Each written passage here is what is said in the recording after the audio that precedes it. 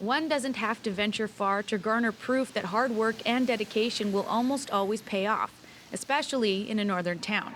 The land of opportunity has extended the hand of affluence down to 20-year-old Fort McMurray Oil Baron defenseman Drew McLaughlin.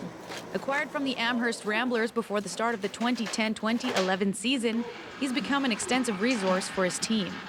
I played junior for 2 years in Amherst, Nova Scotia. The biggest difference is the professionalism here. It's run like a professional organization, and everyone wants to succeed and move on.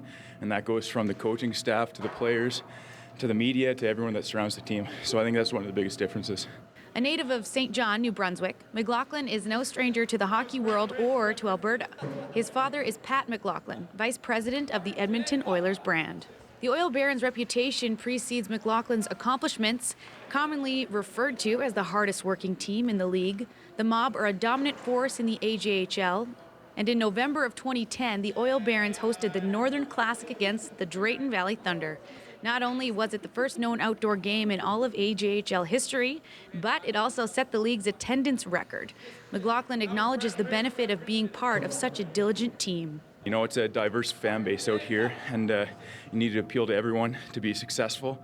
And obviously, if we succeed as a team, everyone benefits.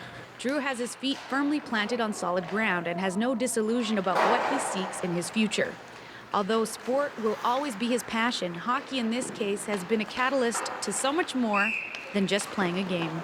Realistically, I want to get my education through hockey, and anything above that is a bonus. But obviously, the dream's still alive, but education is the forefront. As McLaughlin finishes up his second season and says goodbye to the Oil Barons, he has an equally as bright future to look forward to. He is committed to attending Queen's University, where he will play for the Gales in the upcoming 2012-2013 season. And we wish him all the best. For Shaw TV, I'm Kendra Rempel.